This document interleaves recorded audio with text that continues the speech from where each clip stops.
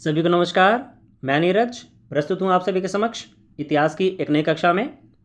आज हम देखने जा रहे हैं एनसीईआरटी पुस्तक का कक्षा 7 का इतिहास के अंतर्गत हमारे अतीत 2 ये पुस्तक का नाम है। इसके अंतर्गत पाठ 3 दिल्ली के सुल्तान। इससे पहले हम 2 पाठ ऑलरेडी कर चुके हैं, आप प्लेलिस्ट में जाके विजिट कर सकते हैं।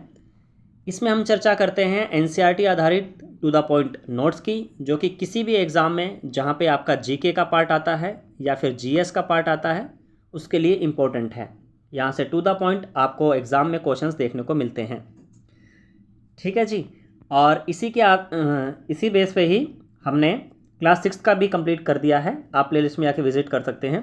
क्लास 6 की ज्योग्राफी, पॉलिटिकल साइंस और हिस्ट्री को हम कंप्लीट कर चुके हैं ऑलरेडी, आप प्लेलिस्ट में आके देख सकते हैं। उसके पश्चात हमारा ये मोटो रहता है कि उसी के आधार पर आपको एक एमसीक्यू सीरीज़ प्रोवाइड करा दी जाए। जैसे कि हमने क्लास 6 की ज्योग्राफी कंप्लीट की, उसके बाद हमने एनसीईआरटी आधारित ही एमसीक्यू सीरीज़ लाई एक, ठीक है, जिससे आपको रिवीजन करने में आसानी हो। ठीक है, जो हमने चैप्टर्स कराए उसी के आधार पर उसकी रिवीजन, ठीक है, वो एनसीईआरटी के ही क्वेश्चन है, सारे उसी बुक के अंतर्गत से लिए गए हैं, अंदर से लिए गए हैं।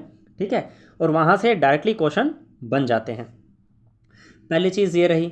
और दूसरी चीज़ ये है, यदि आप सीटेट पेपर सेकंड की तैयारी कर रहे हैं जो कि टीचिंग एलिजिबिलिटी एग्ज़ाम है, ठीक है, अगर वहाँ आपने एसएसटी चूज़ किया है, एसएसटी आपका वहाँ 60 मार्क्स का एसएसटी आता है, 60 नंबर का, ठीक है, जिसके अंतर्गत आपकी हिस्ट्री, ज्योग्राफी और पॉलिटिकल साइंस पूछी जाती है, जो कि एनसीईआरटी आधारित होती है पूरी की पूरी। यहाँ से आपको जो सीरीज़ कराई जा रही है, यहाँ से आपको टू द पॉइंट सीरीज़ जो कराई जा रही है, यहाँ से डायरेक्ट क्वेश्चन देखने को मिलते हैं आपको इस एग्ज़ाम में भी। ठीक है, तो सीटेट के लिए तो ये एक्चुअली रामबाण सीरीज़ बोल लीजिए इसको आप। ठीक, आप खुद ये अनुभव करेंगे जब यहाँ से पढ़ के जाएंगे, और आप खुद अनुभव करेंगे कि एग्ज़ाम में यहाँ से क्वेश्चन बन रहे हैं टू द पॉइंट। ठीक है, चलिए समय को नष्ट ना करते हुए सीधा अपने टू द पॉइंट सीरीज़ पर चलेंगे। पार्ट 3 दिल्ली के सुल्तान, कक्षा 7। ठीक है जी, प्रारंभ करते हैं। देख सकते हैं दिल्ली के सुल्तान पार्ट 3। जी हाँ, चलिए जस्ट 1 सेकेंड, इसको फिट कर लेते हैं अपनी स्क्रीन में ताकि अच्छे से आपको विजिबल हो सके। ओके, देखिए स्टार्टिंग से प्रारंभ करेंगे क्योंकि भूमिका बांधना बहुत ज़रूरी है। हमने अध्याय 2 में देखा था कि कावेरी डेल्टा जैसे क्षेत्र बड़े राज्यों के केंद्र बन गए थे, लेकिन क्या आपने गौर किया कि अध्याय 2 में ऐसे किसी राज्य का जिक्र नहीं है जिसकी राजधानी दिल्ली रही हो?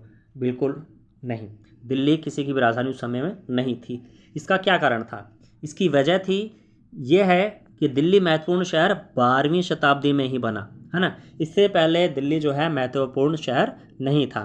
दिल्ली की ओर ध्यान 12वीं शताब्दी के आसपास जो शासक वर्ग था उसका गया।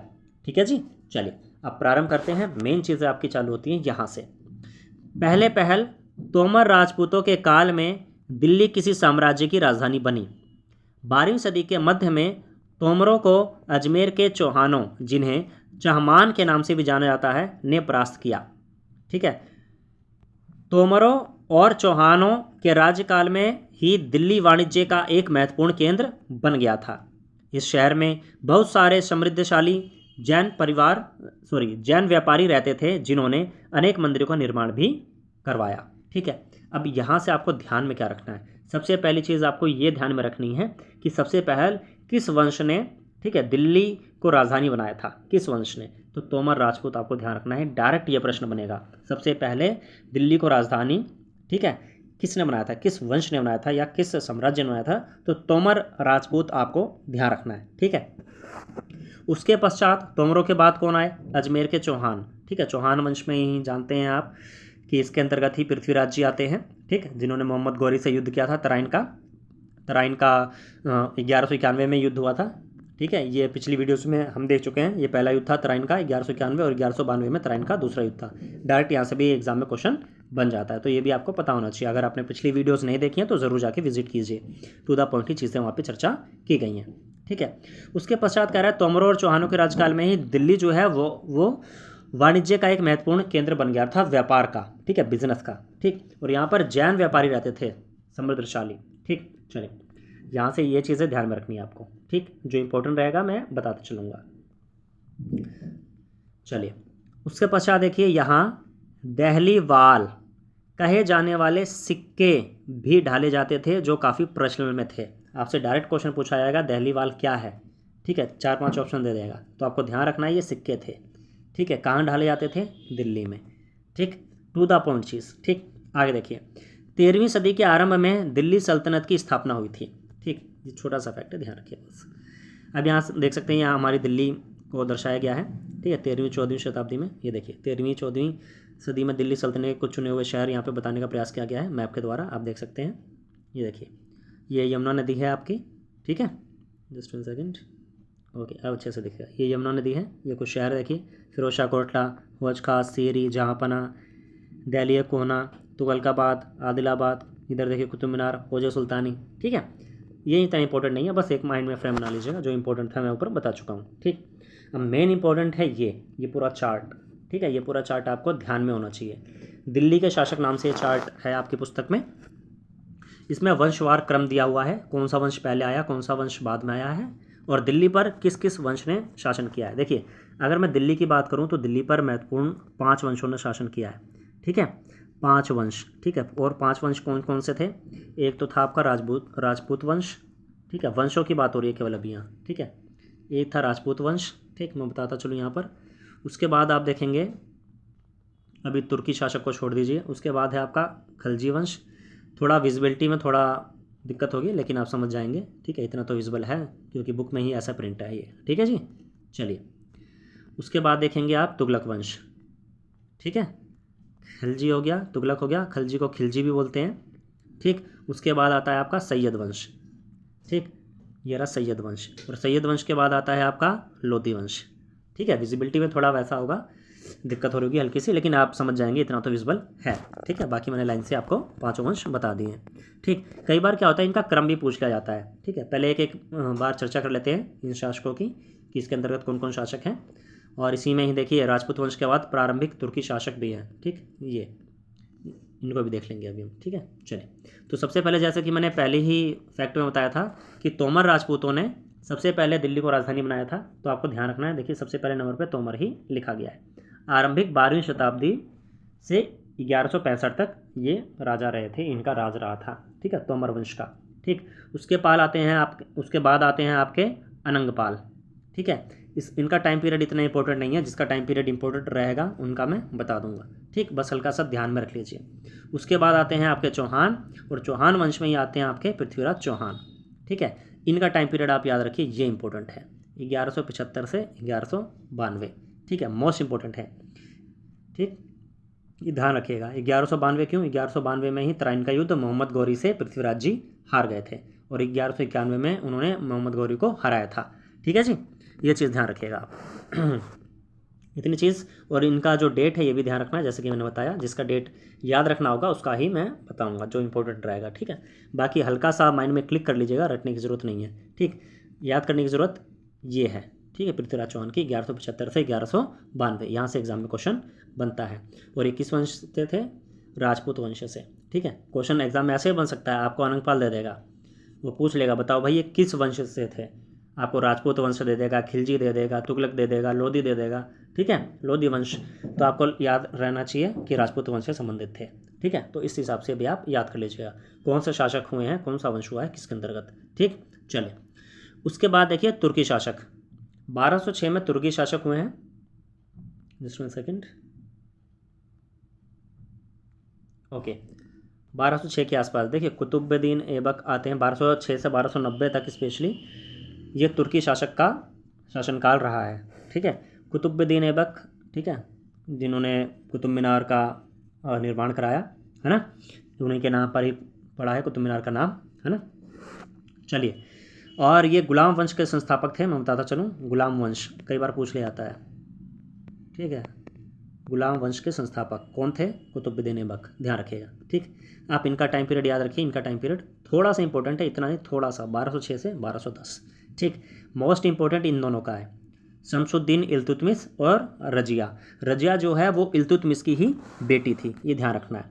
और ये इतिहास में पहली महिला थी जो कि शासक बनी थी, ये भी ध्यान रखना है, मोस्ट इंपॉर्टेंट है। इतिहास में पहली तुर्की शासक थी या पहली शासक थी जो कि जिसने शासन संभाला था, लेकिन इसका उस समय विरोध भी बहुत हुआ था। अब इसकी आगे भी चर्चा हम करेंगे, ठीक है जी। तो शमशुद्दीन इल्तुतमिश का आपको टाइम पीरियड याद रखना है 1210 से 1236। डायरेक्ट यहाँ से एग्जाम में क्वेश्चन बना हुआ है, ठीक है। ये इंपॉर्टेंट है, स्पेशली सीटेट वाले। जीके वाले तो करें ही करें, जो जीके के लिए तैयारी कर रहे हैं, जीएस के लिए, किसी भी एग्जाम के लिए तैयारी कर रहे हैं, वो तो करें ही करें इसको। और सीटेट वाले तो बिल्कुल भी ना छोड़ें, कोई भी एक तथ्य नहीं छोड़ सकते आप सीटेट वाले, अगर आप सीटेट की प्रिपरेशन कर रहे हैं तो, है ना। और जीके जीएस का कर रहे हैं तो आपके लिए भी इंपॉर्टेंट है ही, ठीक। उसके बाद रजिया, जो कि इल्तुतमिश की बेटी थी, जैसा कि मैंने बताया। इनका कार्यकाल मात्र 4 से 5 साल का रहा, 1236 से 1240, ठीक है। 1236 पर एक गद्दी पे बैठी थी और 1240 में इनको हटा दिया गया था, ठीक। मान्यता नहीं दी गई थी। इनके जो प्रजा थी और जो सैनिक थे, ठीक है, उन्होंने ही मान्यता नहीं दी थी इनको। वो नहीं चाहते थे कि कोई महिला जो है शासन करे इन पर, ठीक है। वो पुरुष की सत्ता चाहते थे। उस समय मानसिकता इस प्रकार की थी कि महिला जो है शासन नहीं चला सकती है, ठीक है। शासन चलाने के लिए किसी पुरुष का होना आवश्यक है, ऐसा उस समय मान्यता थी और माना जाता था, ठीक है। चलिए, उसके बाद आते हैं आपके गयासुद्दीन बलबन, ठीक। इनका टाइम पीरियड ये है। इनका इतने इंपॉर्टेंट नहीं है, मैं नहीं बोलूँगा कि आप इनका याद कीजिए। आपको याद करना है कुतुबुद्दीन ऐबक का, इल्तुतमिश का और रजिया का। रजिया का मोस्ट इंपॉर्टेंट है, इनका कई बार आया हुआ है, ठीक है। कब ये गद्दी पे बैठी, ठीक है, और ये तुर्की शासक थी, कौन से शासन से संबंधित थी, किसकी बेटी थी, इल्तुतमिश की, ठीक है। ये 2-3 चीज़ें यहाँ से बनती हैं, तो आपको ध्यान रखना है, ठीक। आगे चलेंगे। ये हुए आपके तुर्की शासक। अब आ जाते हैं हम खलजी वंश या तो खिलजी वंश, ठीक। चलिए जस्ट 1 सेकेंड, ठीक है। चलिए, खलजी वंश या तो खिलजी वंश, इनका टाइम पीरियड रहा है 1290 से 1320 तक, ठीक। विजिबिलिटी थोड़ी लो होगी, लेकिन मैं बोल रहा हूँ साथ के साथ, तो आपको समझ में आ रहा होगा, आशा है। इसके जो संस्थापक थे खलजी वंश के, वो जलालुद्दीन खलजी थे। सबसे पहले देखिए, जिस पे मैंने डबल टिक लगा रखा है ना, वो वंश के संस्थापक पे ही लगा रखा है, ठीक है। इतना ध्यान रखिएगा। जलालुद्दीन खलजी जो है खलजी वंश के संस्थापक थे, ठीक। इनका टाइम पीरियड याद करने की जरूरत नहीं है। फिर उसके बाद आते हैं अलाउद्दीन खिलजी, ठीक है। अलाउद्दीन खिलजी बहुत फेमस रहा है इतिहास में, ठीक है, अपने बड़े बड़े सैन्य अभियानों के लिए। इन पर एक मूवी भी बनी हुई है, पद्मावत, अगर आपको समय मिले तो ज़रूर देखिएगा, ठीक है। इसके वंश को और, ठीक है, उस समय के समाज सांस्कृतिक संदर्भ को काफ़ी अच्छे से वहाँ पे एक्सप्लेन किया गया है, ठीक है। और किस प्रकार से अपने सैन्य अभियानों को सफलता प्रदान करता था, ठीक है, उसको भी उसमें दर्शाया गया है ना। इतिहास में इसे एक सफल शासक माना जाता है। क्यों माना जाता है, इसकी चर्चा भी आप आगे करेंगे। इतिहास में इसे एक सफल शासक माना जाता है, इतना ध्यान रखिए। किसको? अलाउद्दीन खिलजी को, ठीक है जी। चलिए आगे चलेंगे, टू द पॉइंट। यहीं पे ही खिलजी वंश के बाद आता है आपका तुगलक वंश। कौन सा वंश? तुगलक वंश। इनका जो टाइम पीरियड है वो रहा है 1320 से सन 1414 तक। 1-2 साल देखिए ऊपर नीचे हो सकता है, ठीक है, क्योंकि काफ़ी चीज़ें होती हैं। कुछ कुछ शासक होते हैं, उनके कुछ मंत्री शासक बन बैठते हैं, है ना, कुछ सैनिक बन बैठते हैं, ठीक है। तो 1-8 साल ऊपर नीचे हो सकता है, तो उसमें कोई कन्फ्यूजन वाली बात नहीं है। इतना डीप स्टडी नहीं देगा वो। अगर ऑप्शंस देगा भी तो 1414 दे दिया मान लीजिए, तो 1415 कर देगा, है ना। ऐसा नहीं करेगा कि वो 1440 कर दे, ठीक है। तो आशा चीज़ समझ में आ रही होंगी, ठीक। चलिए, तुगलक वंश के जो संस्थापक थे वो थे आपके गयासुद्दीन तुगलक, ये ध्यान रखना है, ठीक है। संस्थापक भी कई बार डायरेक्ट पूछ लिया जाता है कि तुगलक वंश के संस्थापक कौन थे, तो आपको ध्यान रखना है गयासुद्दीन तुगलक थे, ठीक है जी। चलिए, उसके बाद महत्वपूर्ण शासक आते हैं मोहम्मद तुगलक। कौन? मोहम्मद तुगलक। इनका नाम भी इतिहास में काफ़ी प्रसिद्ध है, ठीक। इनको असफल शासक के रूप में जाना जाता है। क्यों जाना जाता है, इसकी चर्चा हम अभी आगे वीडियो में करेंगे, ठीक। अगर सफल शासक पूछे किसको जाना जाता है इतिहास में, तो क्या होगा उत्तर आपका? जी हाँ, अलाउद्दीन खिलजी। और असफल शासक मोहम्मद तुगलक। ये दिल्ली के संदर्भ में मैं बात कर रहा हूँ, ठीक है। चलिए, उसके पश्चात आते हैं आपके फिरोज शाह तुगलक, ठीक। इनमें से किसी का टाइम पीरियड इतना इंपॉर्टेंट नहीं है, ठीक है, लेकिन मोहम्मद तुगलक का आप थोड़ा कर सकते हैं, 1324 से 1351, ठीक। और ऊपर हम करके आए हैं अलाउद्दीन खिलजी, इसका हल्का सा ध्यान रख सकते हैं 1296 से 1316, ठीक, क्योंकि ये सफल रहा है भाई इतिहास में, और ये असफल रहा है पूरी तरीके से, है ना। पूरी तरह से भी नहीं बोलेंगे, क्यों नहीं बोलेंगे, मैं अभी आगे चर्चा करूंगा इस चीज़ की, अच्छे से डीप में स्टडी करेंगे, है ना। चलिए आगे चलेंगे। आगे देखिए 2 वंश हो रह गए आपके, टू द पॉइंट, ये भी देखते हुए चलेंगे। चलिए, अगर आपसे क्वेश्चन पूछ लिया जाए सैयद वंश की स्थापना किसने की थी, तो आपका उत्तर होगा खिज्र खान। क्या है? खिज्र खान, ठीक है। इनका टाइम पीरियड है 1414 से 1451 सैयद वंश का, ठीक है। लेकिन खिज्र खान का है 1414 से 1421। टाइम पीरियड इतना इंपॉर्टेंट नहीं है, लेकिन माइंड में हल्का सा क्लिक रखना है बस, ठीक है।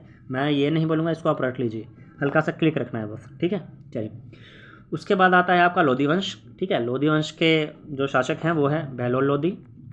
ठीक है, बहलोल लोधी। ठीक है, इनका टाइम पीरियड ये दिया हुआ है 1451 से 1489, और पूरे लोधी वंश का जो है 1451 से 1526। ठीक, अच्छा 1526 में एक महत्वपूर्ण युद्ध हुआ था, अगर आपको याद हो। कौन सा युद्ध? बिल्कुल सही, पानीपत का युद्ध।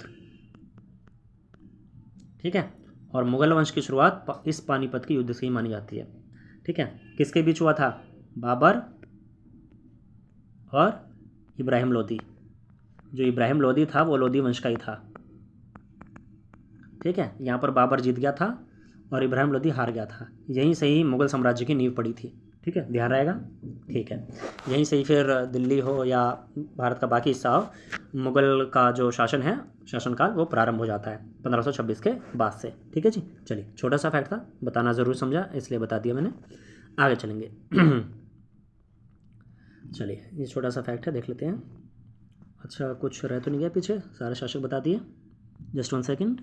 हाँ, सारे अच्छे से एक्सप्लेन कर दिए मैंने, आशा चीज़ें समझ में आ गई होंगी। ठीक है, आगे चलेंगे, टू द पॉइंट चीज़ें देखने का प्रयास करेंगे।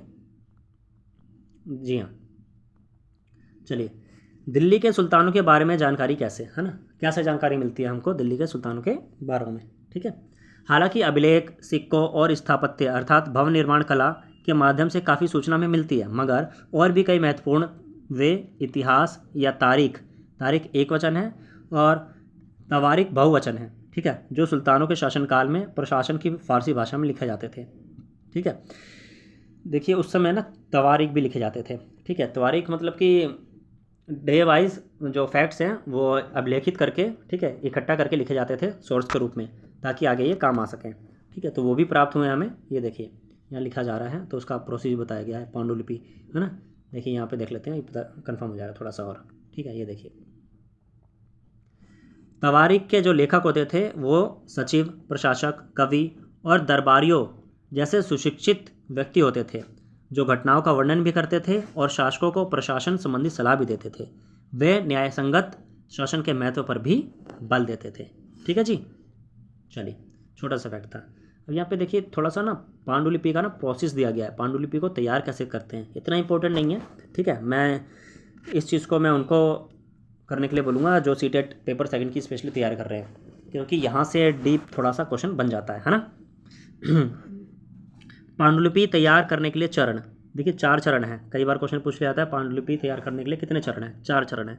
पहला चरण है कागज़ तैयार करना, दूसरा है लेखन कार्य, तीसरा है महत्वपूर्ण शब्दों और अनुच्छेदों की ओर ध्यान आकर्षित करने के लिए सोने को पिघलाकर उसका प्रयोग।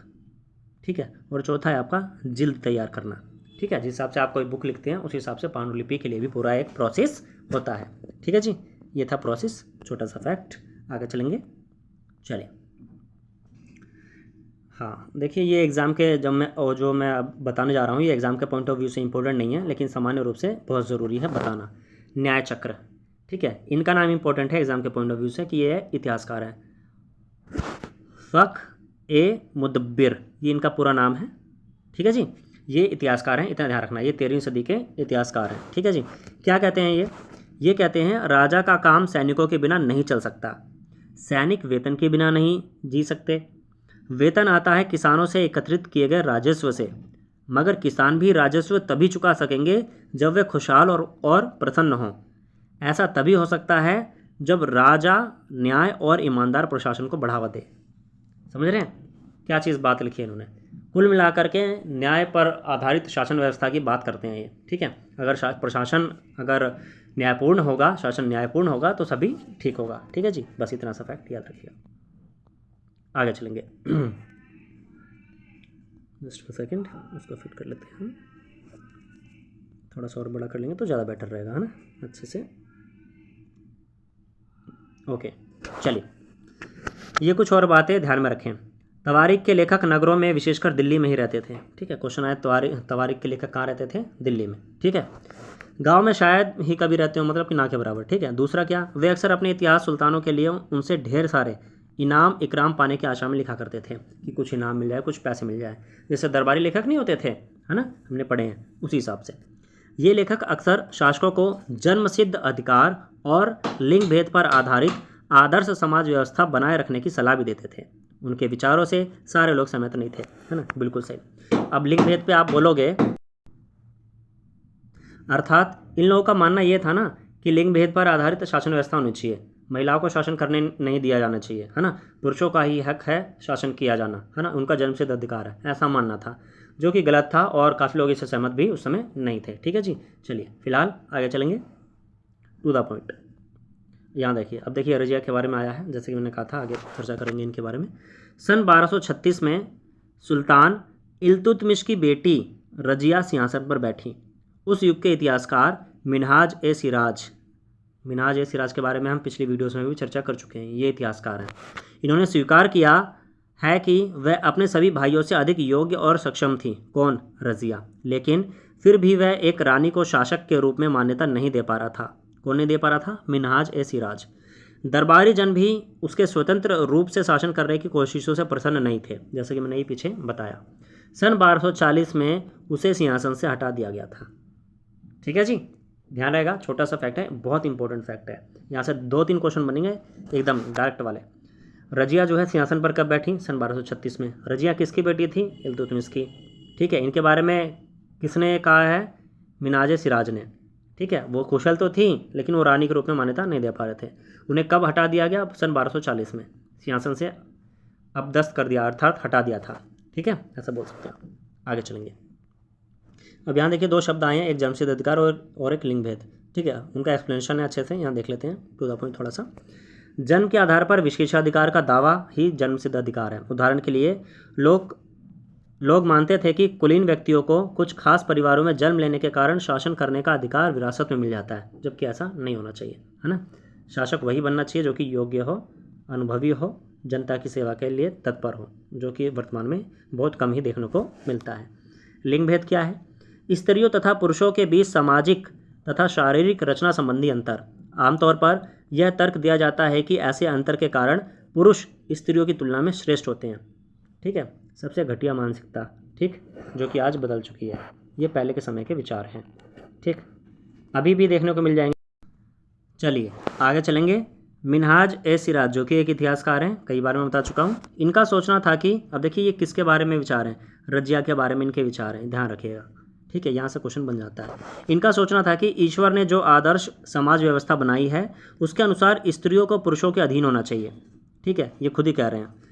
और रानी का शासन इस व्यवस्था के विरुद्ध जाता था। इसलिए वह पूछता है, खुदा की रचना के खाते में उसका ब्यौरा चूंकि मर्दों की सूची में नहीं आता, इसलिए इतनी शानदार खूबियों से भी उसे आखिर हासिल क्या हुआ? ठीक है, कि मतलब शासन नहीं कर सकती वो।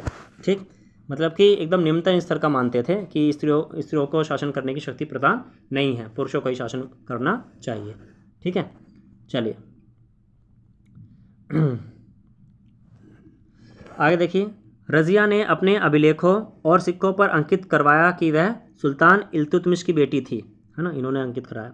ठीक है, चलिए आगे देखिए। यहाँ इंपॉर्टेंट है, इसको इंपॉर्टेंट मार्क कर लीजिएगा। अब जो मैं बताने जा रहा हूँ मोस्ट इंपॉर्टेंट। आंध्र प्रदेश के वारंगल क्षेत्र में किसी समय काकतीय वंश का राज्य था। उस वंश की रानी थी रानी रुद्रमा देवी। क्या नाम है? रानी रुद्रमा देवी। ठीक, इनका टाइम पीरियड है 1262 से 1289। टाइम पीरियड इंपॉर्टेंट नहीं है, समय काल, लेकिन नाम बहुत इंपॉर्टेंट है, वंश बहुत इंपॉर्टेंट है। ठीक, के व्यवहार से रजिया का व्यवहार बिल्कुल विपरीत था। रानी रुद्रमा का व्यवहार की बात हो रही है यहाँ पे। ठीक है, रुद्रमा देवी ने अपने अभिलेखों में अपना नाम पुरुषों जैसा लिखवाकर अपने पुरुष होने का भ्रम पैदा किया था।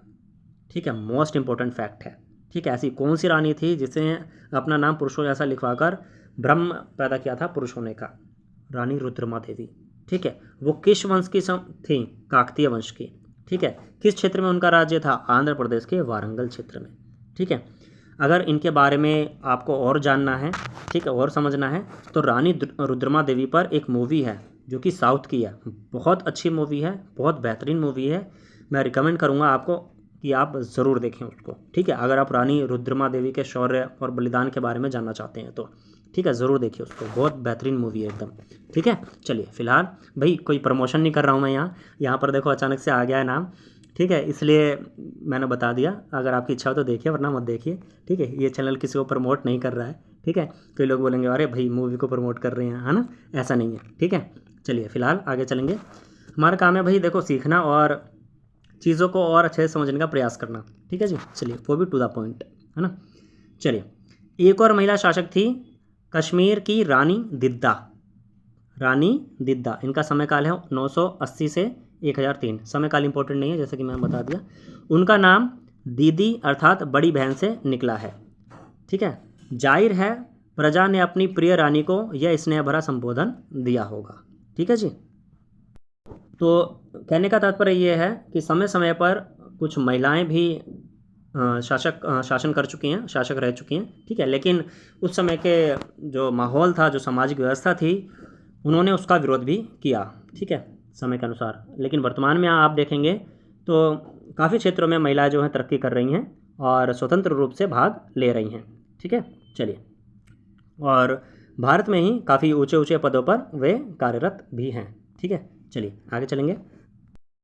चलिए देखते हैं आगे, to the point, just 1 second.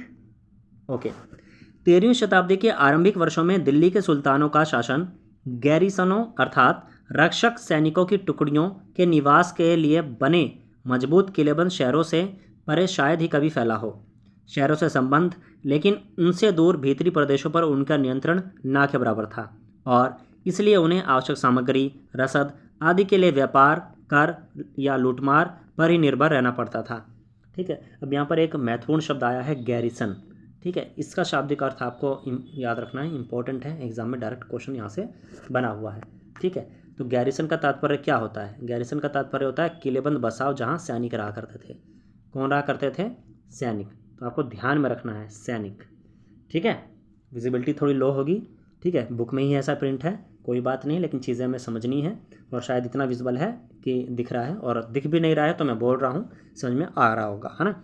Garrison शहर क्या था? किलेबंद बसाव था जहाँ सैनिक रहते थे, ठीक है जी। चलिए याद रखिएगा, इंपॉर्टेंट है, एग्जाम में डायरेक्ट क्वेश्चन बनाए यहाँ से, ठीक। बाकी इस पेज पे इतना इंपॉर्टेंट नहीं है, कुछ नहीं मिला डाटा तो इसको स्किप करेंगे, आगे चलेंगे, क्योंकि हमारे चैनल का मोटो भी है do hard work with smart work, ठीक है। उसी को ध्यान में रखते हुए हम चीज़ें देखने का प्रयास करेंगे। आगे देखेंगे, आगे है आपका दूसरा विस्तार सल्तनत की बाहरी सीमा पर हुआ। देखिए अभी ये दिल्ली की जो सल्तनत है उसके विस्तार की बात की जा रही है, ठीक है। अलाउद्दीन खलजी ने, जस्ट 1 सेकेंड, रेड कलर कर लेते हैं, ठीक है। अलाउद्दीन खलजी ने, ये खिलजी बोल लीजिए, खलजी ने, कि इनके शासनकाल में दक्षिण भारत को लक्ष्य करके सैनिक अभियान शुरू हुए और ये अभियान मोहम्मद तुगलक के समय में अपनी चरम सीमा पर पहुँचे। इन अभियानों में सल्तनत की सेनाओं ने हाथी, घोड़े, गुलाम और मूल्यवान धातुएं अपने कब्जे में ले ली, ठीक है। तो ये चीज़ ध्यान रखना है, दक्षिण भारत को लक्ष्य करके सैनिक अभियान किसके काल में शुरू हुए? अलाउद्दीन खिलजी के काल में। ये इंपॉर्टेंट बनेगा आपका क्वेश्चन। दूसरा क्वेश्चन इंपॉर्टेंट ये बनेगा, किसके समय में सल्तनत का सबसे अधिक विकास हुआ? तो मोहम्मद तुगलक, ठीक है, चरम सीमा पर पहुंच चुका। यह सैनिक अभियान या विकास को ना बोल करके आप सैनिक अभियान सबसे अधिक हुआ मोहम्मद तुगलक के काल में, ठीक है। दोनों चीज़ें मैंने यहाँ पे बता दी हैं, आगे चलेंगे। चलिए, दिल्ली सल्तनत की सेनाओं की शुरुआत अपेक्षाकृत कमज़ोर थी, मगर 150 वर्ष बाद मोहम्मद तुगलक के राज्य काल के अंत तक इस उपमहाद्वीप का एक विशाल क्षेत्र इसके युद्ध अभियान के अंतर्गत आ चुका था, ठीक है। इसने शत्रुओं की सेनाओं को परास्त किया और शहरों पर कब्जा किया, ठीक है। चलिए बस यहाँ से इतना इंपॉर्टेंट और कुछ नहीं है, यह ध्यान रखिए। ये देखिए अलाउद्दीन खलजी का दक्षिण भारत अभियान मैप के माध्यम से यहाँ समझाने का प्रयास किया गया है। मैप देख लेते हैं थोड़ा सा। ये देखिए किस वर्ष किस क्षेत्र पर उसने आक्रमण किए वो दिखाया गया है। जैसे कि पता है कि इनका वंश जो है दिल्ली से ही शासन करता था, तो दिल्ली से इन्होंने देखो गुजरात की ओर 1299 में, है ना, चित्तौड़ की ओर 1303 में, ये दिखा रखे अभियान, रणथंभौर 1301, ठीक। फिर देखिए साउथ की ओर, ठीक है, ये देखेंगे वारंगल, ठीक है, वारंगल पे भी आक्रमण किया इसने, ये रहा, ठीक है। वहाँ वारंगल की रानी कौन थी? जी हाँ, रुद्रमा देवी, जिसके बारे में पीछे हमने चर्चा की, काकतीय राजवंश की, ठीक है। चलिए बाकी आप देख सकते हैं मैप में। चलिए आगे चलेंगे, टू द पॉइंट ही चीज़ें देखने का हम प्रयास करेंगे। अब यहाँ देख लेते हैं, यहाँ इंपॉर्टेंट चीज़ें दी गई हैं कुछ, जस्ट 1 सेकेंड। ओके, ठीक है, ये परिसर दिया हुआ है देखो कुतुब मीनार का, है ना, और कुतुब मीनार ही है, हाँ, और फिर आगे और भी चीज़ें हैं, है ना। चलिए फिलहाल 12वीं सदी के आखिरी दशक में बनी कुव्वत अल इस्लाम मस्जिद, कुव्वत अल इस्लाम मस्जिद भी है तथा उसकी मीनारें, यहाँ जामा मस्जिद दिल्ली के सुल्तानों द्वारा बनाए गए सबसे पहले शहर में स्थित है।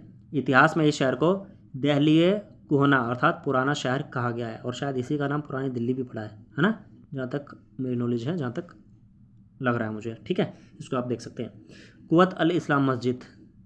ठीक है, ये ध्यान रखिएगा, इतना छोटा सा फैक्ट है। ठीक, दिले कुना इसी को ही पुराना शहर, क्वेश्चन आ जाएगा पुराना शहर के नाम से किसे जाना जाता है, या दिल्ली ए कोहना को नाम को किस नाम से जाना जाता है। ठीक है, चलिए छोटा सा फैक्ट था, इस हिसाब से आ सकता है, क्वेश्चन बन सकता है।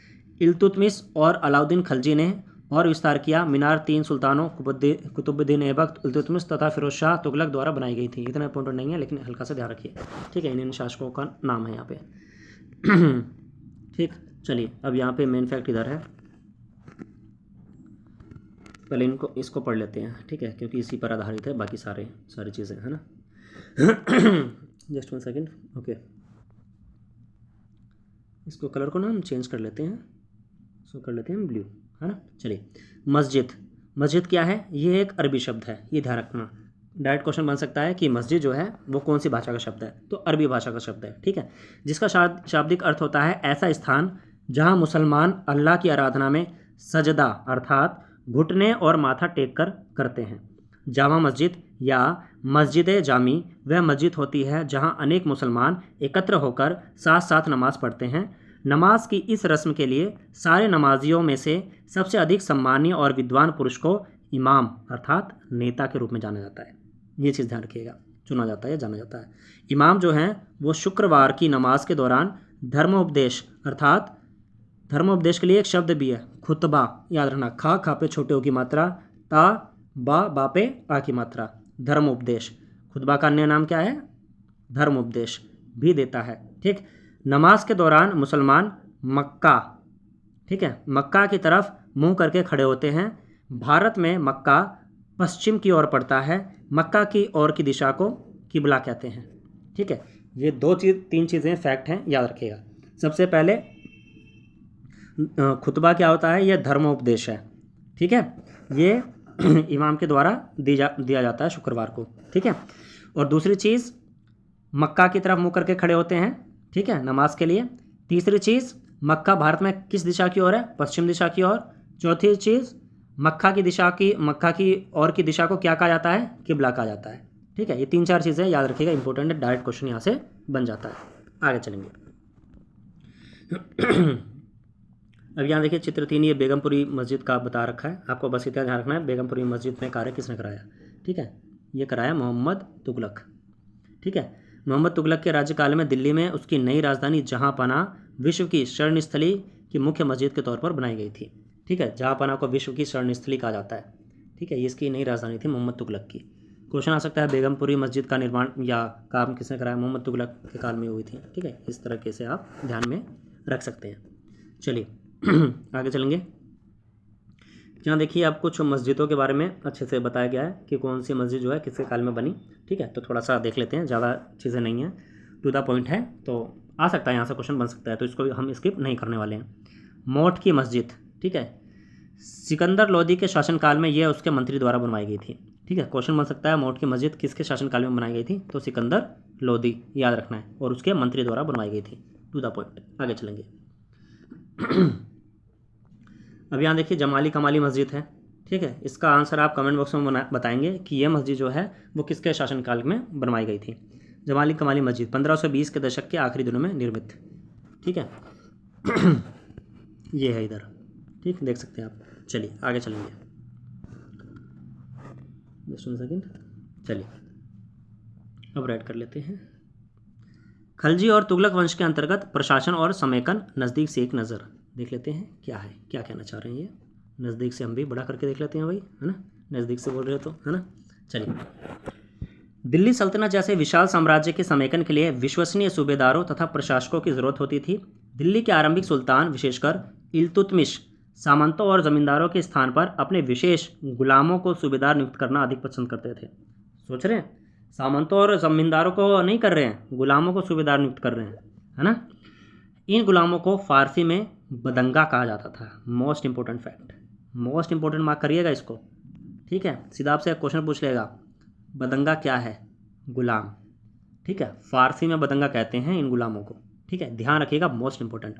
तथा इन्हें सैनिक सेवा के लिए खरीदा जाता था। उन्हें राज्य के कुछ बहुत ही महत्वपूर्ण राजनीतिक पदों पर काम करने के लिए बड़ी सावधानी से प्रशिक्षित भी किया जाता था। किसको? गुलामों को, बदंगा को, ठीक है, फ़ारसी में बदंगा। वे चूंकि पूरी तरह अपने मालिक पर ही निर्भर होते थे, इसलिए सुल्तान भी विश्वास करके उन पर निर्भर हो सकते थे, ठीक है, इतना ध्यान रखना है। मोस्ट इंपॉर्टेंट फैक्ट आपका बदंगा है स्पेस से, फ़ारसी में बदंगा कहते हैं किसको? गुलाम को, ठीक। अब गुलाम के संदर्भ में ही कुछ लाइनें हैं, देखिए, बहुत ही अच्छी लगेंगी। कुछ लोगों को ये अटपटी भी लग सकती है, ठीक है, लेकिन भाई इतिहासकारों ने कहा है तो यहाँ लिखा हुआ है, बताना ज़रूरी समझेंगे हम। बेटों से बढ़कर गुलाम। सुल्तानों को सलाह दी जाती थी कि, क्या सलाह दी जाती थी?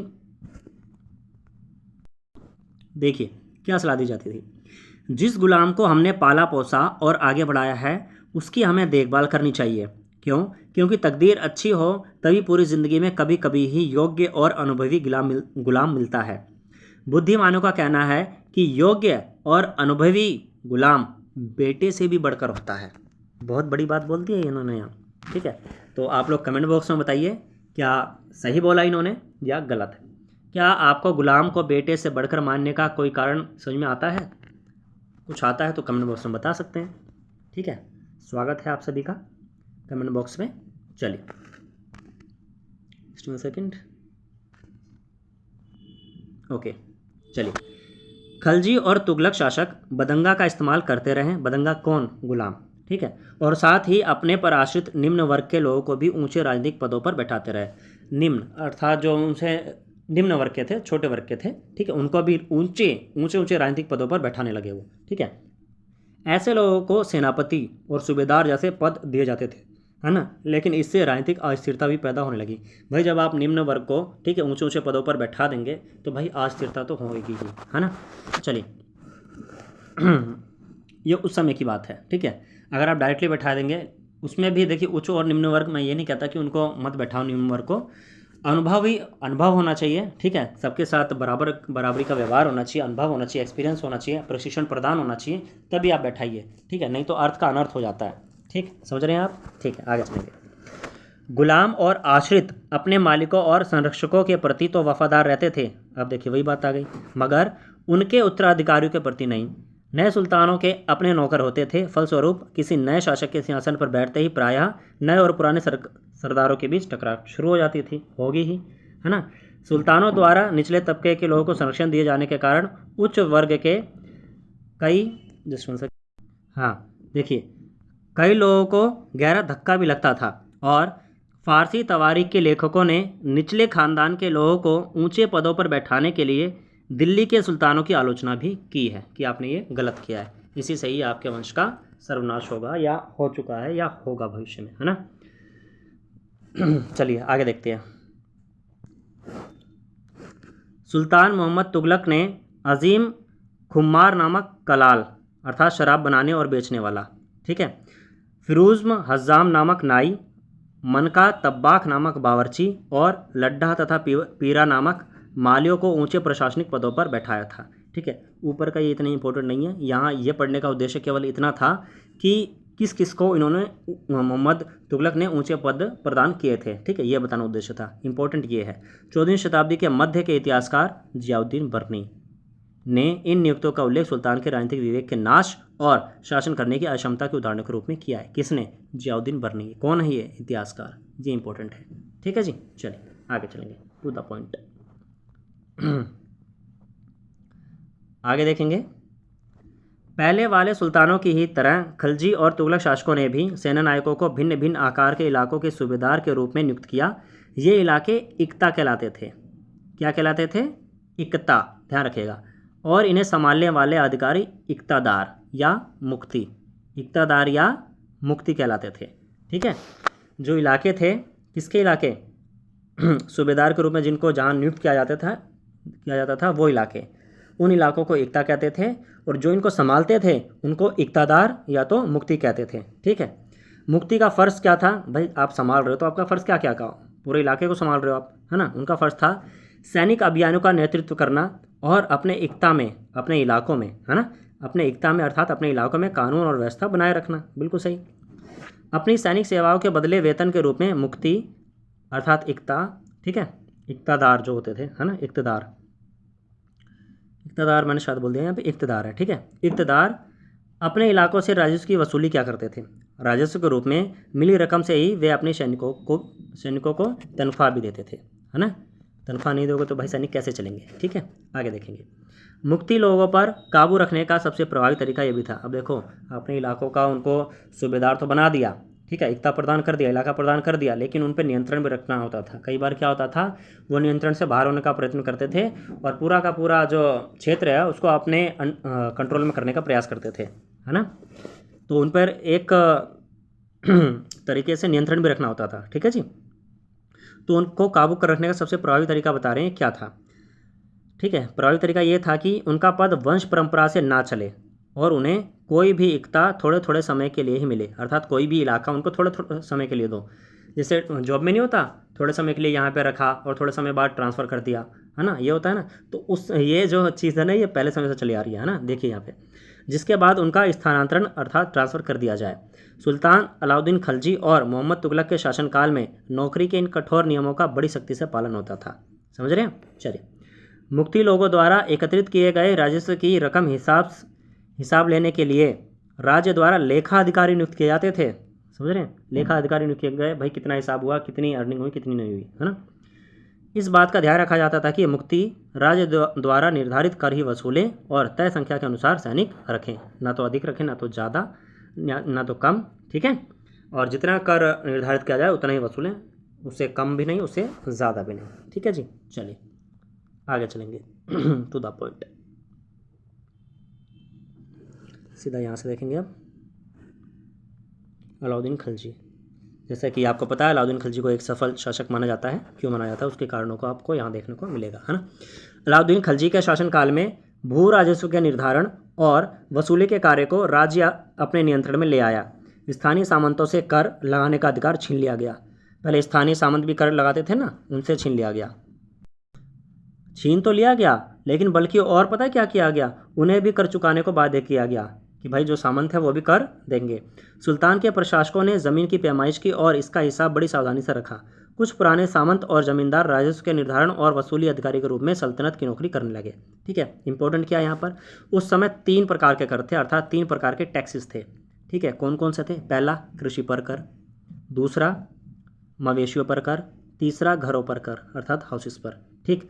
यहाँ पर मोस्ट इंपॉर्टेंट क्या है, खराज, ठीक है। जो कृषि पर कर लगता था ना अलाउद्दीन खिलजी के टाइम पीरियड में, उसको खराज बोलते थे। क्या बोलते थे, खराज। ध्यान में रखना, इंपॉर्टेंट है, डायरेक्ट क्वेश्चन बन जाता है। और कितने प्रकार के कर थे टोटल, 3 प्रकार के। कौन कौन से थे, कृषि पर, मवेशियों पर और घर पर कर, ठीक है जी, ध्यान रखना है, कई बार ये भी पूछ लिया जाता है। और एक चीज़ और रह गई यहाँ से, एक इंपॉर्टेंट, कृषि पर जो कर लगता था जिसे खराज कहा जाता था ना, जो किसान की उपज का लगभग 50% होता था, है ना। मान लीजिए 100 का उसने उपज किया, ठीक है, तो 50 रुपये उसे कर के रूप में देने पड़ते थे, समझ रहे हैं। चलिए अच्छा चीज़ समझ में आ रही होंगी, इतना भारी भरकम कर था उस समय, ठीक। चलिए आगे चलेंगे। इसके बाद इनके इंपॉर्टेंट फैक्ट है यहाँ पर हल्का सा दिया हुआ है, सरदार और उनकी किलेबंदी नामक सब टॉपिक में, ठीक। यहाँ से क्या करना है आपको, अफ्रीकी देश मोरक्को से 14वीं सदी में भारत आए यात्री इब्न बतूता ने बतलाया है कि सरदार कभी कभी क्या करते थे, कभी कभी, अभी पढ़ेंगे, ठीक है, या देख लेंगे। इतना इंपॉर्टेंट ये नीचे वाला नहीं है जितना इंपॉर्टेंट ये ऊपर वाला है, ठीक है। आपको ध्यान रखना है, इब्न बतूता एक यात्री था, ठीक है, अफ्रीकी देश से आया था। कहाँ से आया था, मोरक्को से आया था, ठीक है। किस समय आया था, 14वीं सदी में आया था, ठीक है। यहाँ से इतनी चीज़ें याद रखनी है। अब इन्होंने ना सरदारों के बारे में कुछ कुछ बतलाया है, आप स्क्रीनशॉट लेके पढ़ सकते हैं। मुझे इतना इंपॉर्टेंट नहीं लगा इसलिए इसकी चर्चा मैं यहाँ नहीं करूँगा, ठीक है। आप स्क्रीनशॉट ले सकते हैं, पढ़ सकते हैं, अगर आपको लगता है यहाँ से क्वेश्चन बन सकता है तो, ठीक है। फिलहाल हम आगे चलेंगे to the point. Just 1 second, क्योंकि ये वीडियो भी थोड़ी सी लंबी होने वाली है, क्योंकि इसमें फैक्टों की जो संख्या है, तथ्यों की संख्या है वो अधिक है, क्योंकि देखिए जहाँ तथ्य अधिक होंगे वहाँ वीडियो थोड़ी लंबी हो सकती है, ठीक है। क्यों? क्योंकि हमें कोई चीज़ स्किप नहीं करनी है। अगर वो तथ्य है और एग्जाम के पॉइंट ऑफ व्यू से इंपॉर्टेंट है, बिल्कुल स्किप नहीं करना है। कुछ वीडियोस ऐसे भी हैं जो 15-15, 20-20 मिनट में ओवर हो गई हैं। आप पॉलिटिकल साइंस में जाके देखिए, बिल्कुल भी फैक्ट नहीं थे उसमें और 15-15, 20-20 मिनट में वो खत्म हो चुकी हैं, क्योंकि उसमें फैक्ट नहीं थे। लेकिन जिसमें फैक्ट हैं तो नॉर्मल सी बात है, ऑब्वियस सी बात है, वो वीडियोस थोड़ी सी लंबी होंगी, ठीक है। चलिए फिलहाल आगे चलेंगे हम। चंगेज़ खान के नेतृत्व में मंगोलों ने सन 1219 में उत्तर पूर्वी ईरान में ट्रांसऑक्सियाना, ठीक है, जिसको बोलते हैं आधुनिक उज्बेकिस्तान का ही पुराना नाम बोल सकते हैं आप, ट्रांसऑक्सियाना, ठीक है। अजीब नाम है, अजीब गरीब नाम है भाई, जीप टेढ़ी हुई मेरी तो कोई बात नहीं, ठीक है। आधुनिक उज्बेकिस्तान पर इसने हमला किया था, ठीक है। और इसके शीघ्र बाद ही दिल्ली सल्तनत को उनका धावा झेलना पड़ा। अलाउद्दीन खिलजी या खलजी और मोहम्मद तुगलक के शासनकाल के आरंभ में दिल्ली पर मंगोलों के जो धावे हैं वो बढ़ गए थे। इससे मजबूर होकर दोनों ही सुल्तानों को एक विशाल स्थायी सेना खड़ी करनी पड़ी थी।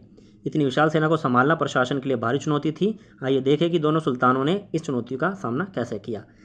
अभी जब मैं स्टार्टिंग में आपको दिल्ली के वंशों की बात बता रहा था कि किस हिसाब से कितने वंशों ने कौन कौन से शासन किया है, वहाँ मैंने बताया था कि अलाउद्दीन खिलजी को एक सफल शासक माना जाता है और मोहम्मद तुगलक को असफल। वो इसी के संदर्भ में माना जाता है कि जब मंगोलों द्वारा आक्रमण किया गया था दिल्ली पर, तो दोनों की रणनीतियाँ क्या थी मंगोलों से निपटने के लिए, उसी के आधार पर ही अलाउद्दीन खिलजी को सफल और मोहम्मद बिन तुगलक को असफल घोषित किया गया है, ठीक है। आइए देखते हैं इनकी नीतियाँ और रणनीतियाँ। अलाउद्दीन खिलजी ने क्या रणनीति अपनाई थी और मोहम्मद तुगलक ने क्या रणनीतियाँ अपनाई थी, ठीक है। ये देखिए दोनों का अच्छे से एक्सप्लेन किया गया है, टू द पॉइंट। एक टेबल बना हुआ है पूरा का पूरा, यहाँ से टू द पॉइंट हम चीज़ें देख लेंगे, ठीक है। 2-3 पेजेस बचे हैं तो यहाँ से देख लेंगे हम टू द पॉइंट। चलिए आइए देखते हैं मंगोलों के आक्रमण को अलाउद्दीन खिलजी और मोहम्मद तुगलक ने किन किन रणनीतियों के द्वारा निपटने का प्रयास किया, है ना। सबसे पहले बात करते हैं अलाउद्दीन खिलजी और मोहम्मद तुगलक, ठीक है। दोनों का ही साथ में ले चलते हैं, ठीक है, ताकि रिलेट करने में आसानी होगी, ठीक है। सबसे पहले अलाउद्दीन खिलजी का यहाँ दिया हुआ है। इनके शासनकाल में दिल्ली पर 2 बार आक्रमण हुए थे, ठीक है। 2 बार हमले हुए। एक हुआ था 1299 और 1300 ईस्वी में, और एक हुआ था 1302 से 1303 ईस्वी के बीच में, ठीक है। इनका सामना करने के लिए अलाउद्दीन खिलजी ने क्या किया, एक विशाल स्थायी सेना खड़ी की। किसने? अलाउद्दीन खिलजी ने क्या किया, एक विशाल स्थायी सेना खड़ी की, याद रखना है। दूसरा, अब मोहम्मद तुगलक क्या करते हैं इनके शासनकाल में। मोहम्मद तुगलक के शासन के प्रारंभिक वर्षों में सल्तनत पर हमला हुआ, मंगोल सेना परास्त हो गई। अरे वाह, बहुत बढ़िया काम किया, मोहम्मद तुगलक ने तो हरा दिया भाई, है ना। फिर इसे असफल शासक क्यों कहा जाता है, आगे देखिए। मोहम्मद तुगलक को अपनी सेना की शक्ति और संसाधनों पर इतना विश्वास था कि उसने ट्रांसऑक्सियाना पर आक्रमण की योजना बना ली। ट्रांसऑक्सियाना यानी उज्बेकिस्तान, जहाँ पर उसने हमला करके कब्जा कर लिया था, उसी पर ही हमला कर दिया, है ना। एक स्थायी सेना तैयार करना उसका आक्रामक कदम था, ठीक है। तो इसने क्या किया, उल्टे उस पर आक्रमण कर दिया, आक्रामक, है ना। खुद तो अपनी सेना स्थायी बनाई, लेकिन उसने क्या किया, आक्रमण कर दिया, ठीक है। मतलब कि इसने आक्रामक रुख अपनाया, किसने, मोहम्मद तुगलक ने, ठीक है। फिर दूसरा पॉइंट देखते हैं। अलाउद्दीन खिलजी ने अपने सैनिकों के लिए सीरी नामक एक नया गैरिसन शहर बनाया। गैरिसन शहर क्या होता है ये मैं पीछे बता चुका हूँ, ठीक है। अगर आपने वीडियो को स्किप किया है और आगे आके देख रहे हैं तो ज़रूर पीछे जाके देखिए, ठीक। तो इन्होंने सैनिकों के लिए सीरी नामक एक गैरिसन शहर बनाया, किसने, अलाउद्दीन खिलजी ने, ठीक। अब इन्होंने क्या किया, मोहम्मद तुगलक ने, इन्होंने नया गैरिसन शहर बनाने के स्थान पर दिल्ली के 4 शहरों में से सबसे पुराना शहर दहलिए कोना, जिसको हम पीछे पढ़ के आए हैं अभी, यहाँ के निवासियों से खाली करवा लिया, ठीक है। खाली करवाकर वहाँ इन्होंने सैनिक छावनी बना दिया, वहीं सैनिक छावनी बना दी, और पुराने शहर के निवासियों को दक्षिण में बनी नई राजधानी दौलताबाद भेज दिया, है ना। मतलब कि पूरी की पूरी जनसंख्या को स्थानांतरित कर दिया, एक जगह से उठाया और दूसरी जगह ले गए, है ना। कितना समय लगा होगा और कितने संसाधनों की दोबारा ज़रूरत पड़ेगी उस स्थान पर, ये सोचने वाली बात है, ठीक है। तो दोनों ही लोग किस हिसाब से रणनीति अपना रहे हैं वो चीज़ें यहाँ पे बताई गई हैं। यहाँ से क्वेश्चन डायरेक्ट बन सकता है, डायरेक्ट। सैनिकों के लिए सीरी नामक नया गैरिसन शहर किसने स्थापित किया था, अलाउद्दीन खिलजी ने। विशाल स्थायी सेना किसने खड़ी की थी, अलाउद्दीन खिलजी ने। किसने अपने निवासियों से स्थान खाली करवा करके सैनिक छावनी बना दी थी, मोहम्मद तुगलक ने, ठीक है। इसी प्रकार से क्वेश्चन बनेंगे, ये ध्यान रखिएगा। और कहाँ भेज दिया था उन्हें, दक्षिण में बनी नई राजधानी दौलताबाद में, ठीक है। ये ध्यान रखिएगा, इसी हिसाब से क्वेश्चन बनेंगे, ठीक है, एग्ज़ाम में, क्योंकि कथन पर आधारित आज का जो एग्ज़ाम का पैटर्न है वह ऐसा ही हो गया है कि कथन पर आधारित आने लग गए हैं। ठीक है, तो उस चीज़ को ध्यान में रख करके आपको चीज़ें पढ़नी हैं। ठीक है जी, चलिए जस्ट 1 सेकेंड, इसको फिट कर लेते हैं। चलिए फिट होगा तभी पढ़ने में आएगा। चलिए, अब इधर अलाउद्दीन खिलजी ने क्या किया, सैनिकों के पेट भरने की समस्या को गंगा यमुना के बीच की भूमि से कर के रूप में खेती की पैदावार इकट्ठी करके हल किया। किसानों की पैदावार का 50% हिस्सा कर के तौर पर तय कर दिया गया था। अभी हम पीछे ही पढ़ के आए हैं। ठीक है, अलाउद्दीन खिलजी के टाइम पीरियड में ही 50% कर लिया जाता था। ठीक है, उपज पर, टोटल उपज पर 50% कर लिया जाता था। और इन्होंने क्या किया था, गंगा यमुना के बीच की भूमि से कर के रूप में एकत्रित किया इन्होंने वहाँ से। ठीक, लेकिन मोहम्मद तुगलक ने क्या किया, इन्होंने सेना को खिलाने के लिए उसी इलाके से खाद्यान्न इकट्ठा किया जहाँ पर उनको बसाया था, उसी इलाके से। लेकिन सैनिकों की विशाल संख्या की ज़रूरतें पूरी करने के लिए सुल्तान ने अतिरिक्त कर भी लगाया। अब बताइए, जब आपकी अर्निंग नहीं होगी और आपके ऊपर टैक्स पर टैक्स लगा दिया जाएगा तो क्या होगा, समझ रहे हैं। ठीक, इसी दौरान उस क्षेत्र में अकाल भी पड़ गया, है ना। तुगलक के काल में उस समय अकाल भी पड़ गया, है ना, तो भाई दोहरी मार हो गई। ठीक, चलिए आगे देखेंगे। तो ये ध्यान रखना, 50% कर किसने लगाया, है ना, उपज पर, अलाउद्दीन खिलजी ने। इस हिसाब से क्वेश्चन बनेंगे एग्जाम में और आपको आने वाले समय में देखने को मिलेंगे, टू द पॉइंट, है ना। चलिए अलाउद्दीन खिलजी का देखते हैं दोबारा से। सैनिकों को वेतन भी देना होता था। अलाउद्दीन खिलजी ने सैनिकों को इक्ता के स्थान पर नगद वेतन देना तय किया। इन्होंने क्या किया, नगद वेतन दिया। ठीक, सैनिक अपना आवश्यक सामान दिल्ली के व्यापारियों से खरीदते थे और यह आशंका थी कि ये आशंका थी कि व्यापारी अपनी चीज़ों की कीमतें बढ़ा देंगे। इसे रोकने के लिए अलाउद्दीन ने दिल्ली में चीज़ों की कीमतों पर नियंत्रण लागू कर दिया। चीज़ों की कीमतों पर क्या किया उन्होंने, नियंत्रण लागू किया। अफसर बड़ी सावधानी से कीमतों का सर्वेक्षण करते थे और जो व्यापारी निश्चित दरों का उल्लंघन करते थे उन्हें सज़ा मिलती थी। तो इसका मेन काम क्या था, चीज़ों की कीमतों पर नियंत्रण लागू करना। ठीक है, ये क्वेश्चन बन सकता है। किसने किया था इतिहास में, अलाउद्दीन खिलजी ने।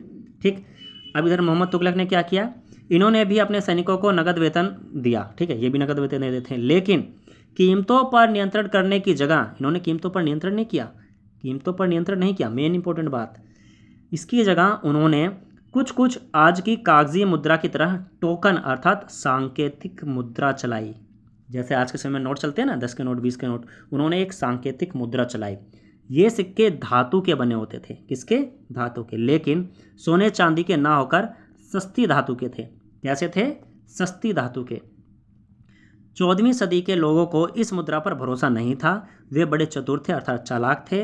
अपने सोने चांदी के सिक्के वे बचा कर रख लेते थे और अपने तमाम कर अर्थात टैक्स इस टोकन मुद्रा से ही चुकाते थे। इस सस्ती मुद्रा जैसी जाली सिक्के भी बड़ी आसानी से बनाए जा सकते थे।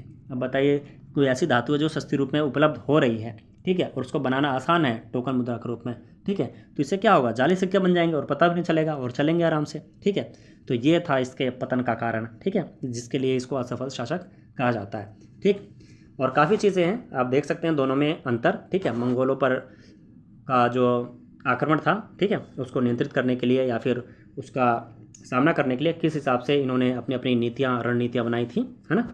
चलिए, 1-2 पॉइंट और रह गए हैं, वो भी देख लेते हैं। एक ही पॉइंट रह गया है बस, है ना।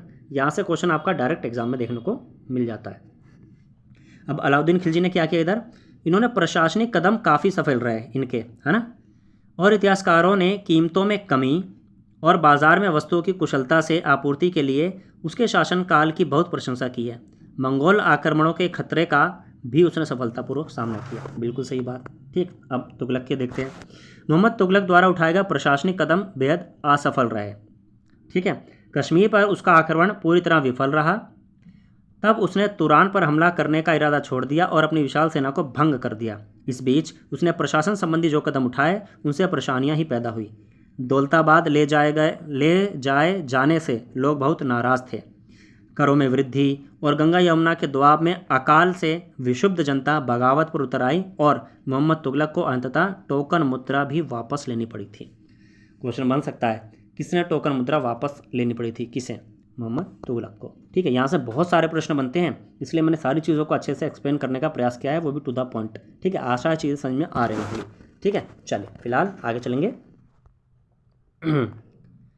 अब आपको पता चल गया होगा कि अलाउद्दीन खिलजी को सफल शासक क्यों कहा जाता है इतिहास में, और मोहम्मद तुगलक को असफल क्यों कहा जाता है। ठीक है, इसलिए मैंने ये चीज़ पहले ही बता दी थी आपको।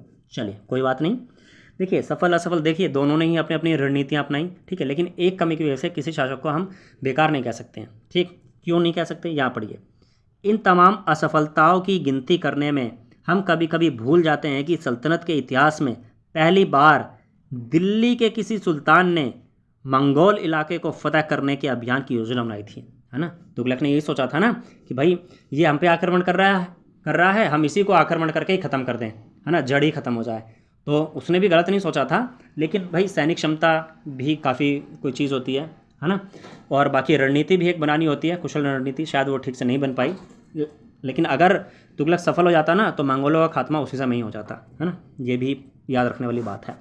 तो पूरी तरीके से असफल कहना भी ठीक नहीं होगा तुगलक को। ठीक है, जहां अलाउद्दीन खिलजी का बल प्रतिरक्षा पर था अर्थात सेल्फ डिफेंस, वहीं मोहम्मद तुगलक के द्वारा उठाए गए कदम मंगोलों के विरुद्ध सैनिक आक्रमण की योजना का हिस्सा थे।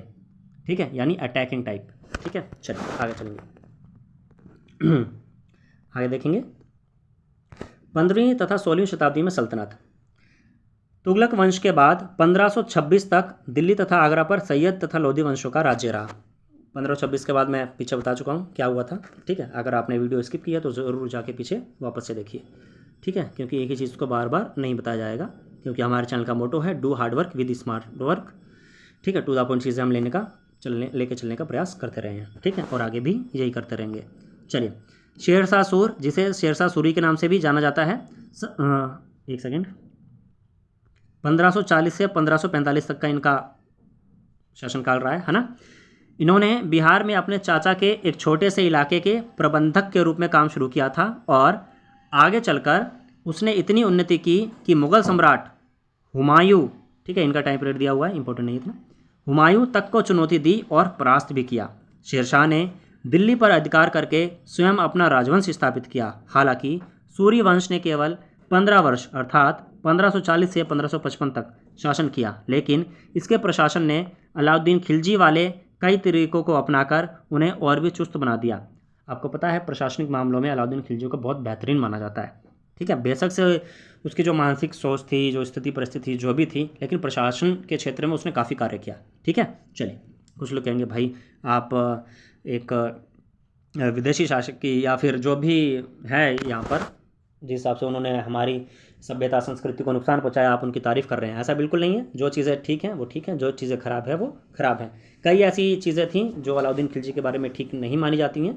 ठीक है, ऐसा माना जाता है कि वो विलासिता प्रेमी था, ऐसा भी कहा जाता है। ठीक है, और वो जो एक बार चाह लेता था, ठीक है, सोच लेता था, ठान लेता था, वो पा के रहता था, है ना, चाहे वो सल्तनत हो चाहे वो स्त्री हो। ठीक है, ऐसा इतिहास में वर्णित है, ऐसा माना जाता है। ठीक है, लेकिन प्रशासन के क्षेत्र की बात की जाएगी तो अलाउद्दीन खिलजी का नाम मोटे तौर पर सामने उभर कर आता है। और मंगोलों से अगर निपटने की बात की जाए तो उस दौरान उसने जो रणनीतियाँ अपनाई वो काफ़ी सफल रही हैं। ठीक है, तो कुछ चीज़ें पॉजिटिव भी हैं, कुछ चीज़ें नेगेटिव भी हैं। हर चीज़ का प्रॉन्स होता है, कॉन्स होता है। ठीक है, इतने समझदार आप हैं। आगे चलेंगे। तो वही चीज़ें यहाँ पे बताई जा रही हैं कि खिलजी वाले ही तरीकों को अपनाकर शेरशाह सूरी ने भी अपने प्रशासनिक तरीकों को चुस्त बना दिया, है ना। उसके पश्चात महान सम्राट अकबर, जिनका कार्यकाल दे रखा है 1556 से 1605, ये याद रखिएगा, ये इंपॉर्टेंट है, 1556 से 1605। और थोड़ा सा इनका भी सूर्यवंश का भी देख लीजिएगा। ठीक है, इतने इंपॉर्टेंट नहीं है, लेकिन हल्का से क्लिक कर लीजिएगा भाई, बन सकता है क्वेश्चन, है ना। तो अकबर की बात करेंगे। इन्होंने मुगल साम्राज्य को समेकित किया तो उसने अपने प्रतिमान के रूप में शेरशाह की प्रशासन व्यवस्था को ही अपनाया था, अर्थात शेरशाह ने जो प्रशासन व्यवस्था चलाई थी, आरंभ की थी, उसी को ही उन्होंने अपनाया था। ठीक है जी, आशा चीज़ें समझ में आ रही होंगी। ठीक है, आगे चलेंगे। अब हैं आपकी 3 श्रेणियाँ, ईश्वरी शांति, नाइट और धर्मयुद्ध। ठीक है, ये हर चैप्टर में देखिए, चैप्टर कंप्लीट होने के बाद एक छोटा सा फैक्ट दिया रहता है जो कि विश्व से संबंधित होता है। ठीक है, उसी समय में विश्व में क्या चल रहा था ये समझने में आसानी हो, है ना, इसलिए 3 श्रेणियों का विचार सबसे पहले 11वीं शताब्दी के आरंभ में फ्रांस में सूचीबद्ध किया गया। ये ध्यान रखना है, 3 श्रेणियों का विचार सबसे पहले किस देश में सूचीबद्ध किया गया? फ्रांस में। ठीक है, इसके अनुसार समाज को 3 वर्गों में विभाजित किया गया। इसके अनुसार समाज को कितने वर्गों में विभाजित किया गया? 3। कौन कौन से वर्ग थे वो? पहला प्रार्थना करने वाला वर्ग, दूसरा युद्ध करने वाला वर्ग, तीसरा खेती करने वाला वर्ग। ठीक है, तो प्रार्थना, युद्ध, राइटिंग पे मत जाइएगा, भाव पे जाइएगा। ठीक है, और खेती लिखा हुआ तो है ही आपके समक्ष। ठीक है, दिख रहा है और मैं बोल रहा हूँ, ठीक है जी। चलिए आगे चलेंगे, टू द पॉइंट। ये 3 वर्ग थे, ठीक है। 3 वर्गों में समाज के इस विभाजन को ईसाई धर्म का समर्थन भी प्राप्त था। इस विभाजन से ईसाई धर्म को समाज में अपने प्रबल प्रभाव को और भी दृढ़ करने में सफलता मिलती थी। इसी विभाजन से योद्धाओं का एक नया समूह उभरा। इन योद्धाओं को नाइट कहा जाता था। मोस्ट इंपोर्टेंट फैक्ट, ठीक है। नाइट कौन थे? योद्धाओं का एक समूह। नाइट कौन थे? योद्धाओं का एक समूह, ठीक है, इंपॉर्टेंट है, याद रखिएगा। चलिए अब इस पैरे से देख लेते हैं, एक छोटा सा फैक्ट है। ईसाई धर्म एक समूह को संरक्षण देता था और अपनी ईश्वरीय शांति की अवधारणा के प्रसार में इनका उपयोग करता था। नाइटों से, अर्थात जो योद्धा थे, योद्धाओं के समूह से यह अपेक्षा की जाती थी कि वह धर्म और ईश्वर की सेवा में समर्पित योद्धा रहें। कोशिश यह रहती थी कि इन योद्धाओं को आपसी लड़ाई भिड़ाई से विमुख करके उन मुसलमानों के विरुद्ध युद्ध करने भेज दिया जाए जिन्होंने यरूशलेम शहर पर कब्जा कर रखा था। इस प्रयत्न के परिणाम स्वरूप सैनिक अभियानों की एक श्रृंखला चली जिसे क्रूसेड अर्थात धर्म युद्ध कहा गया। बस यहीं तक करना है आपको, ठीक है जी। इसे क्या कहा गया? क्रूसेड अर्थात धर्म युद्ध, ठीक है। चलिए आशा चाहिए समझ में आ रही होंगी, टू द पॉइंट। चलिए अब देखिए, इस चैप्टर से कुछ क्वेश्चंस भी हैं जो टू द पॉइंट है और एनसीईआरटी ने स्वयं आपको प्रदान किए हैं क्वेश्चन, ठीक है। तो यहाँ से एग्जाम में भी डायरेक्ट क्वेश्चन बनने की पूरी संभावना है, ठीक है, और होती भी है। कई बार एग्जामिनर जो है यहीं से डायरेक्ट क्वेश्चन उठा लेते हैं। मेरा ऐसा मानना है कि कभी कभी भाई एग्जामिनर भी बिजी पर्सन होते हैं, है ना। कई बार ऐसा भी हो सकता है भाई एग्जामिनर बिजी हो, है ना, उनके पास ज़्यादा समय ना हो और वो क्या करें भाई, चैप्टर्स उठाएं और चैप्टर्स के पीछे जो क्वेश्चंस दे रखे हैं कुछ क्वेश्चंस वहाँ से पुटअप कर लें, है ना। तो उन चीज़ों को हमें स्किप नहीं करके चलना है, उन चीज़ों को भी साथ में लेके चलना है। चलिए तो पहला क्वेश्चन देखेंगे हम। दिल्ली में पहल किसने राजधानी स्थापित की थी? सबसे पहली लाइन में मैंने आपको बताया था, तोमर राजपूतों ने। मोस्ट इंपॉर्टेंट है, याद रखिएगा, एग्जाम में डायरेक्ट क्वेश्चन बना हुआ है। नेक्स्ट, दिल्ली के सुल्तानों के शासनकाल में प्रशासन की भाषा क्या थी? फारसी थी। क्या थी? फारसी, याद रखिएगा, इंपॉर्टेंट। किसके शासन के दौरान सल्तनत का सबसे अधिक विस्तार हुआ? मोहम्मद तुगलक के, ठीक है, एकदम चरम पे था, ये हमने पढ़ के आए हैं पीछे, ठीक। नेक्स्ट, इब्न बतूता किस देश से भारत आया था? अभी देखो मैंने पढ़ाया ना, वहाँ से किस देश से आया था? मोरक्को, अफ्रीका से, ठीक है। मोरक्को कहाँ है? अफ्रीका में, ठीक है। तो ये थी आपकी टू द पॉइंट सीरीज़। आशा चीज़ें समझ में आ रही होंगी, ठीक है। ये चैप्टर हमारा यहाँ पर कंप्लीट हो चुका है। Just one second. चलिए ये था आपका चैप्टर 3। चलिए पार्ट 3 एनसीईआरटी का कक्षा 7 का दिल्ली के सुल्तान, ये हमारा यहाँ पर आज कंप्लीट होता है, ठीक है। टू द पॉइंट हमने चीज़ें देखी। वीडियो थोड़ी लंबी हो गई है, कोई बात नहीं, टू द पॉइंट चीज़ें हैं, स्किप नहीं की है कोई भी चीज़ हमने, और जितना जल्दी कर सकने का प्रयास हो सकता था उतना हमने किया है ना। चलिए अगर आप चैनल पे नए हैं तो चैनल को सब्सक्राइब कर सकते हैं। जानकारी अच्छी लगी हो, वीडियो पसंद आई हो तो साथियों के साथ शेयर और लाइक करना बिल्कुल ना भूलें। धन्यवाद।